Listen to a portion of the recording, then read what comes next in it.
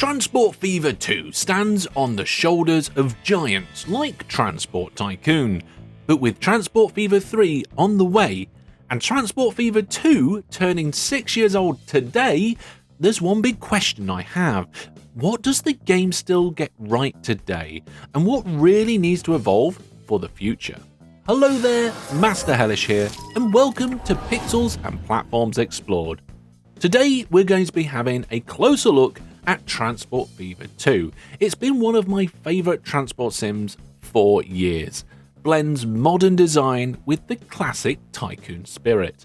But revisiting it now, on its 6th anniversary, reveals strengths that surprise me and weaknesses I'd completely forgotten about. It's the perfect moment to see how well this game has aged and where that age is beginning to show. And more importantly, what lessons Transport Fever 3 needs to take from both retro classics and Transport Fever 2's own legacy. So let's dive in and see how Transport Fever 2 really holds up today. First, let's look at what it's like to get started in Transport Fever 2. Now, I haven't really done much of the campaigns, and the first two are pretty much just tutorials, so let's jump into the third campaign, give it a go, and see what things are like.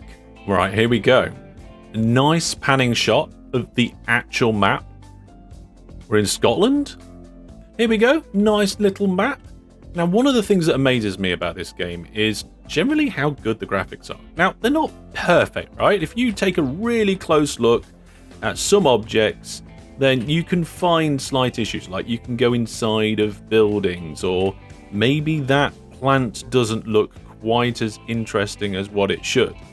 But you've got to consider the scale of this game. For example, the detail on this tree, I think, is really quite good, considering that you can do this, and then you can see thousands of trees. The smooth scrolling from massive world map to detailed bark textures is just really good in Transport Fever. And it wants us to deliver coal and iron ore. This is quite close, so I'm thinking we'll do a little road route. Well, that particular route would cut into the land side quite a bit. I love the visual of what you would be building, and then you get the confirmation. That's something you don't get in a lot of games, but I'm not actually going to go that way. We can use the topography and all the different viewpoints to see where all the land height changes are. We can see if we go through the middle here, we get a nice straight road, and it even snaps to these sort of angles as well. Now, it would be nice to snap to more angles and things like that. Maybe that's something that can be improved in the future. But for now, I'm going to build a road to here, and then a straight road to there, and then we'll do something similar over here. And then we want to get our stops in. Building in Transport Fever, I think, is relatively easy. It can be a bit quirky with some rail junction connections, but overall, it's not too bad. Let's get a couple of new lines up where we're going from one end to the other, and from here to there. Now, I don't personally like the whole systems of lines.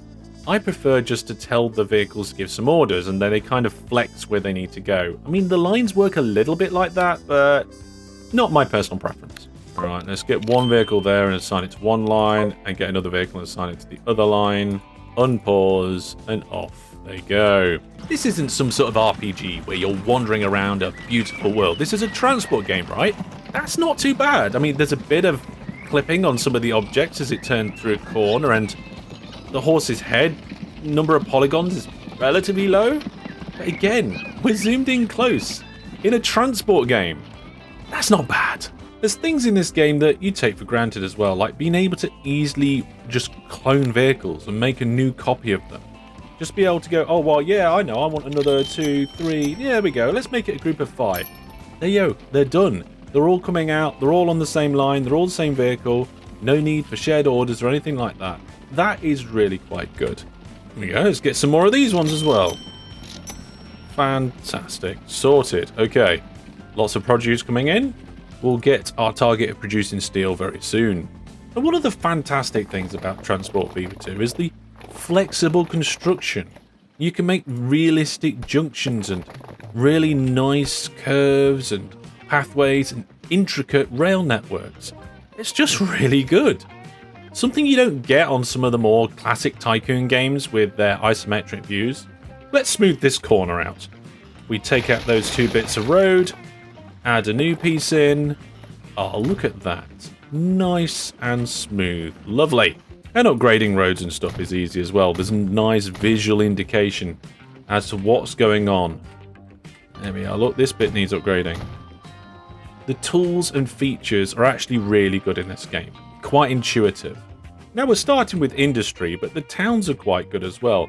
Not only do they look good and sprawl nice, but the growth mechanics are quite good as well. It's based on a number of different factors and all comes together to show how the town will grow. So the growth mechanics in Transport Fever 2, I think, are quite good. It's not just a matter of, oh, have a station or deliver a thing. It's a combination of things that come together, both good and bad, to produce a target population and the town growth. Now, do I think this needs to be improved for Transport Fever 3?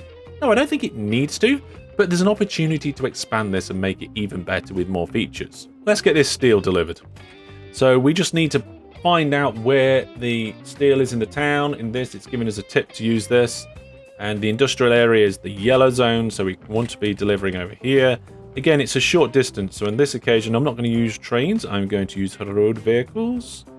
And I think what I'm going to do is I'm going to put the stop here. And then I'm going to create an extra street extension there. That should allow the vehicles to go around in a loop. Also, look at this in town. There are people and horses all moving around the town, creating a certain environment. It looks lived in. It looks like this is an actual real town with things that are happening in it. And not only that, the stimulation of the traffic and the way that your traffic mixes in with this kind of background traffic, I think it's really good.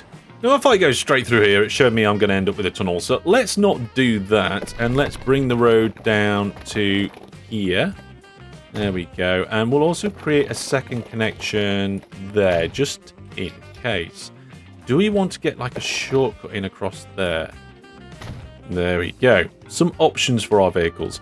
We need a new line. We're going to go from this place over here and into town.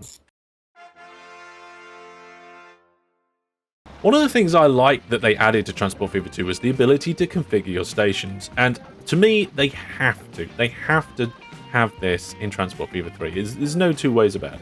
Let's see if I can do some sort of more advanced station here. See what we can do. Yeah, it doesn't like the road being there.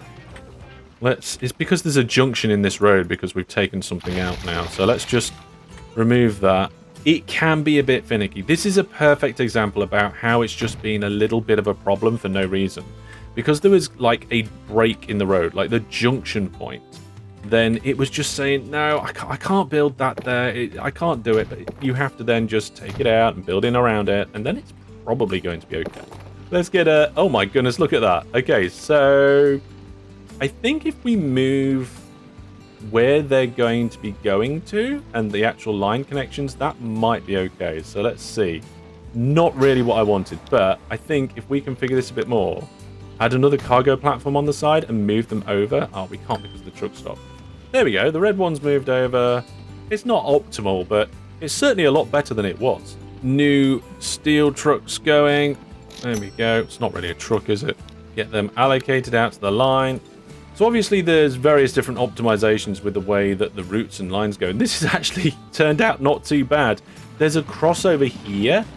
That's not great. Because as you can see, that road vehicle just had to slow down and let the other one pass. So working out things about which way lines should go. Again, here they're crossing over each other.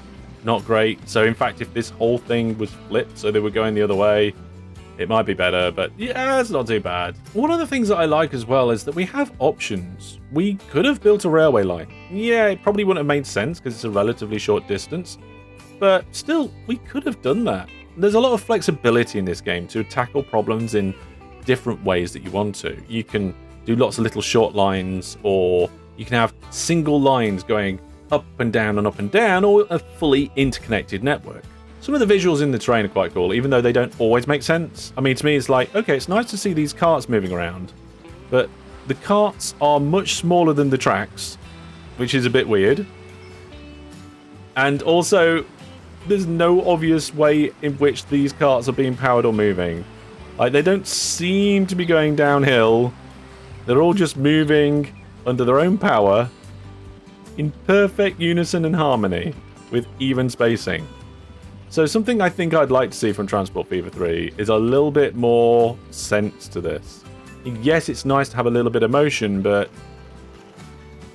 this just, like, kind of, it's so regimented and uniformed. It needs breaking up a bit. One thing I do like that you don't always get in these sorts of games is you can actually see the stuff that's lying around. So here you can see that we have a certain amount of coal and a certain amount of iron ore sat at the factory ready to be used, the amount stored. Now in the statistics you can see that, but you don't have to click into it and see it to be able to see it. It's right there in front of you. I think that's a nice little touch. Now as I'm sat here playing this game by myself, I am enjoying it. But I'm the sort of person that enjoys playing games with other people too. And natively in Transport Fever 2, that's just not possible. I'm really hoping that we get multiplayer in the future. It's actually one of my biggest wishes for the future of the franchise. Even though this game is 6 years old, it's not particularly old. I've been playing OpenTTD and that's been going for over 20 years, and that has really good multiplayer in it. It's just not here in Transport Fever 2. Now we're in a bit of a guided segment again. It wants us to build a harbour. Right, ships, harbour. Let's put one there. Okay, it says explore to obtain whiskey. Well, I see here that there is a distillery. Okay, it seems to want to make the ship go there. Let's do that. So, lines, new line between that ship place and this ship place. And then we'll add our ship to that line. Now, even though my favourite is the track and trains, it's nice to have the water and ships in the game. It's not always a given. See, games like OpenTTD, Transport Tycoon, they have that, but games like Machinki doesn't have seafaring vessels. Now, it's not planned for release, but maybe it's planned for the future? However, Transport Fever 2 gets the marks for having all of those particular transport types, including the trams. It wants us to build a railway between these two towns, so this is a good opportunity to show the track building mechanisms. I think we're going to have to remove this piece of road, and then a building or two to be able to get our station in towards the middle, and then somewhere over here in Glasgow we might need to do the same. Let's take out the roads and put in our train station. It's snapping quite nicely over here. Sorry, roads. So one of the ways I like to build track in this game is I like to find the bits that are going to be difficult, put little bits of track in like this. So we have to go past this truck stop. We're going to have to go through this valley here, and then we're going to have to connect up the railway line there. Once I've got all of them in, it's a matter of just connecting those points up. Then it becomes relatively straightforward and easy. And your curves tend to be quite good as well. So building railway lines, especially simple ones, is actually quite easy. It's when you come to complex crossovers, like say you've got a dual track line and you want to put a crossover in. Well, okay, you put one bit in and then you want to put the other bit in, and it won't actually say, oh, the construction's not possible. Well, why is that not possible? Is it not linking up there? Why can't I put the crossover in? Let's try doing it from this direction. Oh, now there's too much curve and it won't go in. So this is exactly what I was talking about the game being quite finicky with its construction. Now, if you get it right, you can make some really good tracks, and it takes some getting used to, but it can be a bit difficult. So there we go. I did manage to get a crossing in there, and I had to make it a bit longer to make it fit. If it's on a curve, it's even more difficult, but I don't know, it does look good, it does work good, it's just a bit fiddly. Right, let's fix the roads over here because all of our vehicles are now complaining. So we'll just do a simple connection here, and then a simple connection there. Transport Fever 2 doesn't make the game too easy, in my opinion. If you know what you're doing, you can do it, but you can easily fail if you're new to the game, and I think that's a good thing. I think games should provide you with challenges and the tools to overcome those challenges, and then the reward and satisfaction comes with overcoming those challenges. I think too many games just are too easy, and it's just click to do, click to do, click to do. In Transport Fever 2, you actually have to make sensible decisions to make good money and profit. And I hope this carries on. Now just then the train flipped around, and this happens in a lot of games, but I think this is an opportunity for improvement. It might be nice in Transport Fever 3 for trains to have a reverse function, like they actually go backwards. Maybe they go a slightly different speed backwards and you have to build that into your networks. Yeah, I think that would be quite a nice thing to introduce. Whether people agree with me or not, I'm not sure. What do you think? Would you like the trains to be able to go backwards down the track and you forced to build better networks? Let me know in the comments. Now you tell me, is this a bug or a feature? I can look at things any direction I want to. Even down at the ground. Even upside down? I don't know. Bug or feature? I must admit though, it does look very nice. Passing the carriages with a railway line, scenery in the background. It's a really, really nice game to play. Now we've had a go at the campaign here and made a few basic routes, but let's jump forward into an ongoing game and see how complex things can get.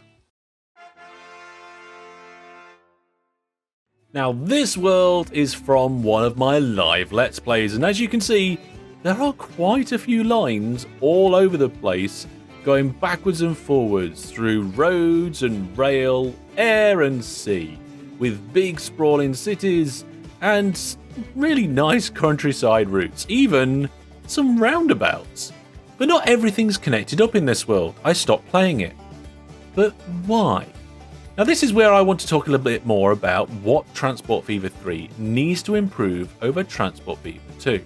This is the biggest world you can get in the game, and whilst it was enough for a few hours of gameplay, I do think it needs to be a bit bigger, especially if there's going to be multiplayer, which again, I think Transport Fever 3 really needs to have.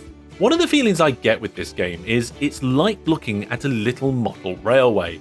The scale and angle and just the graphics make it feel like I've got a little camera above an actual model railway. Yeah, the graphics aren't quite realistic, but it gives that impression, and I really hope they keep that going forward.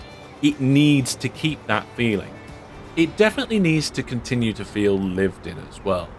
The people moving around, the vehicles, the ambient sounds, the motion of the trees and things, it all needs to be there. The smoke coming out of the chimneys of the houses, it needs to feel like a living, breathing landscape. And I worry that with a game like this, if you make a bigger map, if they improve the graphics too much, it's just going to grind the game to a halt on any system that isn't the latest gaming PC. Now, without going into massive detail, one of the problems with City Skylines 2 was the growth of absolutely everything at the detriment to performance. To be honest, even if they didn't improve the graphics at all, not one tiny bit, if they kept the graphics exactly how it is, but just added a little more variety, a little more depth on the gameplay, a few more different types of industries, those sorts of things, if all the other aspects of the game improved, I wouldn't care at all. Graphics are good, they're fine. Let's not make this game run poorly or even inaccessible to some people for a graphics gain we do not need. One of the reasons I did stop this map though is I kind of got bored of finding things to do. The game needs some way to extend the gameplay a little bit more than connect these bits, especially once you've solved the money problem. I can pretty much do anything anywhere I want without worrying about that. There needs to be some way to be able to advance the gameplay, to provide extra challenges or give extra benefits from doing different things. But at this stage of the game, with $500 million in the bank account, you kind of lose interest in doing things. The challenge starts to go away. I think with Transport Fever 3, something we need to do is fix the end game. You get through the kind of beginning and mid, and the challenge is there, and there's things to overcome, and exciting new lines to grow, down a coast, round through tunnels and hills. But how can that expand? How can you keep engaged hours after hours? I'm not sure I know the answer. I'm going to leave it down to the experts, but I think something needs to be done about the mid to late stages of the game to keep it engaging. What do you think? Now, I have seen that they're adding new industries, and I think that's quite good, and I like the extra depth that that's going to bring to the game. but I think we need more than just that. Now, as towns grow, the different things that need to be supplied does increase so that you can continue to grow the population. And towns do grow quite nicely. They start off with little small town buildings, and then they get bigger and skyscrapers towards the end. But I don't know, this still just feels like one straight linear path. What if there were multiple options and different ways of which a town could grow? What if there are different things that could happen across the world that changes the dynamics of what you might need to do? Not immediately, like, oh, now everything's like this, change everything, but a gradual change, a shift that you have to follow, a curve, a flow of something. Transport Fever 2 is one of my favourite transport sim games, and it's going to be interesting to see what comes out with Transport Fever 3. I am definitely looking forward to finding out more as the information comes out. At 6 years old, if this game was released today, would people be happy with it? Is it showing its age? I think with all the updates that Transport Fever 2's had over the years, the improvements, the little changes. Oh look, I forgot a bit of track. Let's sort that out. Let's see how easy it is to do. Okay, tools, the tools to upgrade track, upgrade that bit, and that bit, and that bit. There you go, that actually wasn't too bad. So yeah, with the updates that it's had over the years, I think yes, the answer would be yes, it would be acceptable today. But without them, probably not. One of my favourite updates was the ability to give vehicles the option to go to multiple different platforms. That just wasn't the case when the game was released. You can see that working here, where you have a main platform that the vehicle can go to, but then there's a secondary place they can go to if that one's busy, and it's not just the trucks that it works with. Although I don't really think I've used it much for trains. Oh wow, there's a lot of trains here right now. Very busy place. I like the hustle and bustle of busy stations like this. I hope to see a lot more of this in the future. So given everything that I've talked about, how do I really feel about Transport Fever 2 and the prospect of Transport Fever 3? Well, Transport Fever 2 I think is still a fantastic game. With the updates it's had, it's still extremely playable and extremely enjoyable. Now, if Transport Fever 3 wasn't coming out, I would probably want to play more Transport Fever 2, but now I'm just sat on the edge of my seat, waiting for 3. And what do I expect with 3? Well, here's my key takeaways. It needs to have strong modding support from day one. And I don't want them to bother with a load of new graphics. Maybe better models for the vehicles and more detail there, but the rest of the world is fine. Don't make it overly complex and too bad for people's computers. They need to fix the fiddly construction while keeping it flexible, and it needs some sort of AI and or multiplayer support. Multiplayer for me I think is the number one thing out of this list.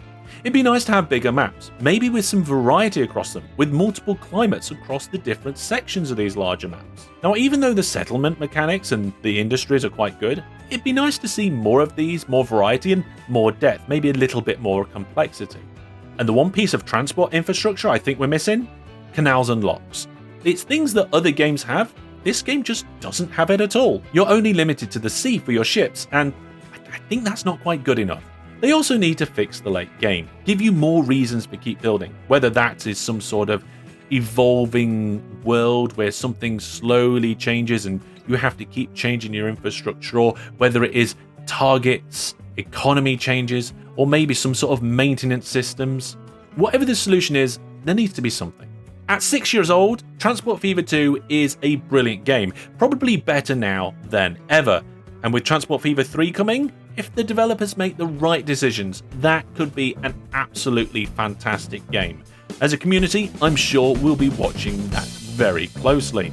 If you want to see more Transport Fever 2 from me, there are links on screen and in the description to my live Let's Play series, and I will see you soon for some more transport and trains. Thanks for watching, goodbye.